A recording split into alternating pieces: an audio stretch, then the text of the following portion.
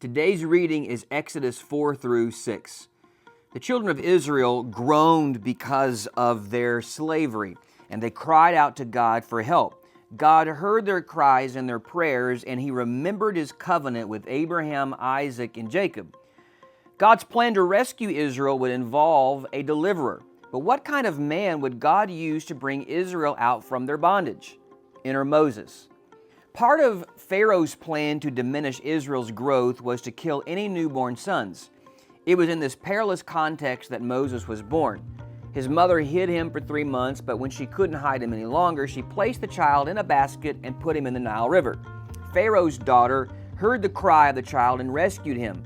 Knowing that it was a Hebrew child, she asked her servant, Moses' sister, to find a Hebrew woman to nurse the child. Unbeknownst to Pharaoh's daughter, the nurse was Moses' biological mother. When Moses grew older, she took him to Pharaoh's daughter, and he became her son. It seems as if Moses is the perfect candidate to be Israel's deliverer. In fact, he attempted to help 2 Israelite slaves by killing an Egyptian. Yet rather than becoming their hero, they despised his efforts, and Pharaoh put a bounty on his head. Moses, in fear of his life, fled to Midian, married a priest's daughter, and worked for his father-in-law. The Bible says that Moses was content to work for his father-in-law when the Lord appeared to him in a burning bush. God summoned him to be Israel's deliverer.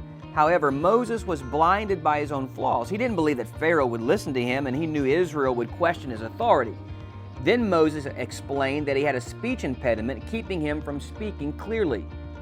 Yet the Lord refuted each of Moses' objections. The Lord had the right man for the job despite Moses' feelings of insecurity. Undoubtedly, Israel's deliverer was an imperfect man. And throughout the Bible, as we'll discover, God uses imperfect people to accomplish His perfect will. You may feel overwhelmed by the task God has called you to. You may even have feelings of insecurity, but keep in mind, Moses was the only vessel God was going to be using. But it would be God's power that brought about the results. Listen to Paul's words of encouragement.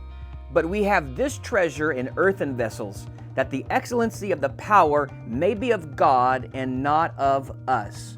So brothers and sisters, have confidence in God and your calling.